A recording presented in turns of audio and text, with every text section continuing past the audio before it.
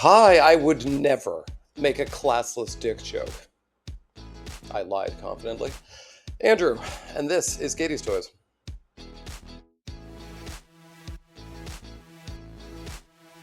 On today's MIA 80s Ladies, we're finally getting to some characters that were kind of baked into the whole, series as a whole. One, that I wanted to get to way, way, way back, but I just kept getting distracted. And it's a franchise that has, a- as well as, two MIAs, we also got one figure who is notorious in action figure history. So, with all that said, let's just get into Tess Trueheart and Breathless Mahoney from Dick Tracy.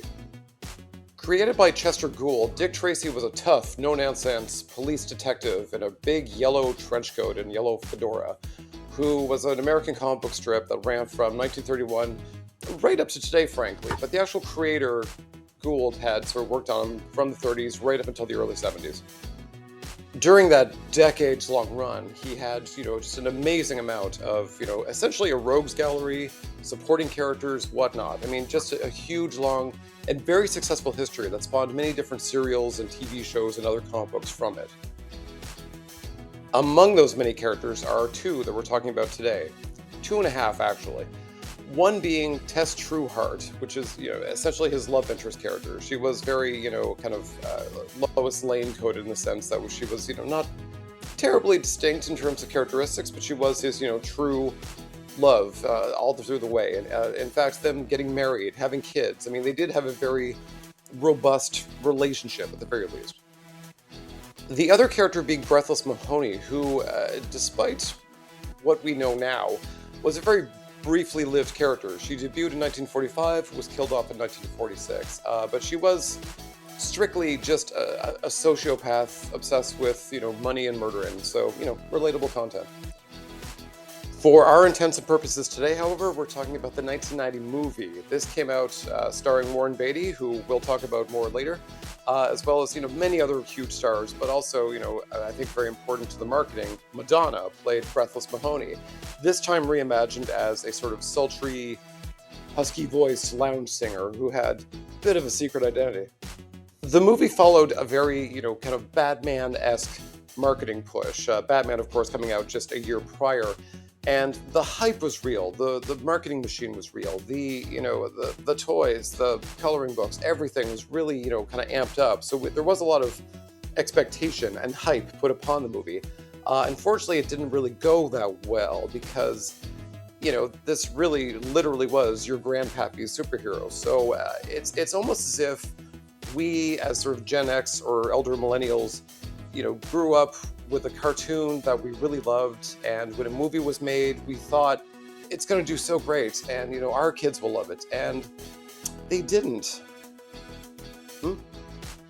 That said, with all big movies, big hyped franchises, of course there was the toys, and the toys are beloved. They were made by Playmates to coincide with the release of the movie in 1990, and were very much in that, Playmate style at the time, that being the Ninja Turtles. They were kind of squat, big heads. Star Trek would sort of perfect, more or less, proportions better, but these were very much, toys. They very much looked very cartoony, as the movie did, and they were, a great little assortment with some really fun, colorful characters, great vehicles. It's a fun little line, but one that's gone down in notoriety. One of the big mysteries of the movie was who was the blank. The blank being a pretty major character throughout the comic strips in the past. Spoiler for a very old movie at this point, it was Madonna. It was Breathless Mahoney.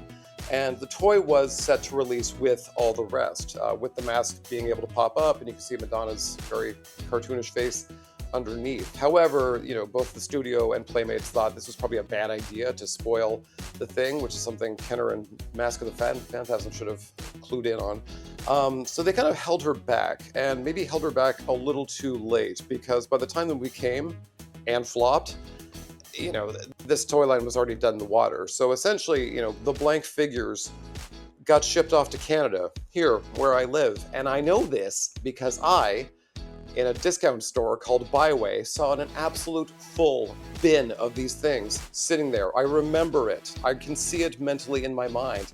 And if I knew then what I know now, I'd be retired in Thailand, like just buried in hooker. So this is one of those good news stories where, like, hey, we got kind of the female lead from the movie in the action figure line. Basically a 2-for-1 kind of characters thing. But of course, especially if you're American, you didn't actually get her. And she is sort of, let's just say, a little more rare today. We'll get back to that. That said, Breathless Mahoney, the character proper, not the secret identity, plus Tess Trueheart were not made into figures. That said, I mean, most toy companies, especially when, a franchise like this is hyped so much, they do sort of, at least make plans for a wave 2 so they're not caught with their pants down if it is a huge success. In this case, it's become part of the lore that Playmates had introduced a wave 2 at a toy fair. It would include, of course, another Dick Tracy. It's believed that it would be finally in properly the yellow trench coat, which is great because I mean, if they went the Kenner route and did, like lava blast, Dick Tracy or ice armored Dick Tracy or custard chucking Dick, like just yuck. No, just do the regular one. We all just want some regular Dick. As well as a few more, well-known, at least to your granddaddies, gangsters. There would also be the Kid, finally, as well as Tess Trueheart in this wave too.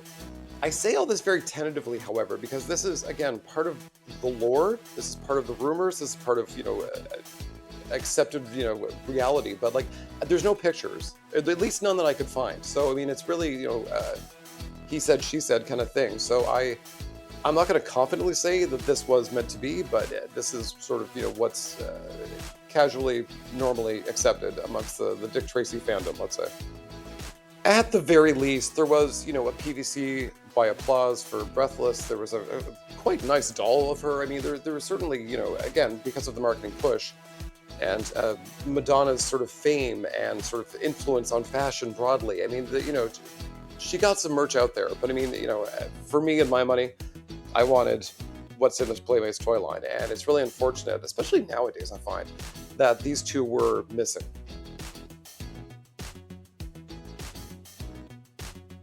Once the movie flopped, it seemed like that was that, and the toy lines were quickly, yanked and put on clearance.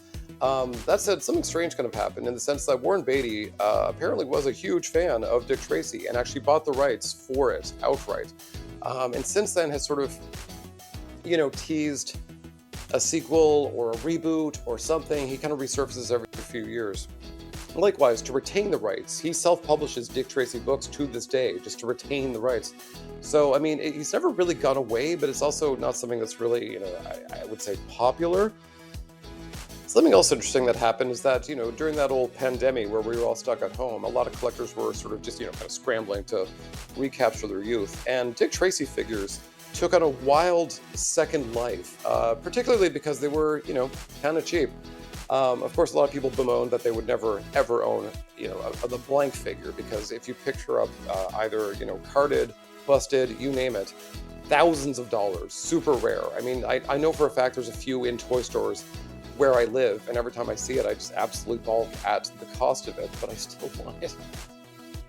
That said, there is maybe some hope for this. In 2023, Mezco, who I don't really talk about much on this channel, did announce that they were making Dick Tracy figures, the first being a 2-pack featuring, of course, Dick Tracy with the yellow jumpsuit, thank you. And I feel like this is really where Mezco shines, in the sense that they're doing, these are, let's face it, action dolls. And it works really great for suits. It looks really great for just regular clothes as opposed to spandex clothing. So like these are really fun. These are really great. I've not really purchased them, but I very much admire them from afar. And this is where things could be righted. So they did do a blank action figure, and this is based off of the comic book strips. They've got that very cartoony, sharp angle kind of faces. So the blank was made as a male, as he was back in the day. To date, time of recording, there's been no announcement of Tess or Breathless, but they would be very interesting characters in the sense that, oftentimes the girlfriend character is someone who is kind of very bland. But I mean, like, Tess loved a big hat. Tess loved some, high fashion. And likewise, if they did Breathless, they could do either, maybe not necessarily Madonna, but they could do sort of the lounge singer style, or they could go for her just more crazed sociopath look. Either way, I mean, I do love these characters in the sense that they are very much the kind of almost Vicky Vale Catwoman kind of thing, where there's like, the good girl at home you should, should stay with, but then there's that bad one out there who, of course, because she's a bad girl, had to die because that was the morality of the day. Just for fun, I will note that Matt Koffenberg did do some mock-ups on Twitter for, sort of a second wave Dick Tracy, and he did include a very kind of like curvy Breathless in that list. So it's one of those things where, someone talk to him and get those 3D files, because they would make for a great addition to the collection. I'm just saying, if someone can go out there and do that for me, thanks. So, barring a new movie, barring a big resurgence, barring Playmates doing a commemorative set, I mean, the future is unknown. And, again, if you want that blank figure, you're going to have to pay for it.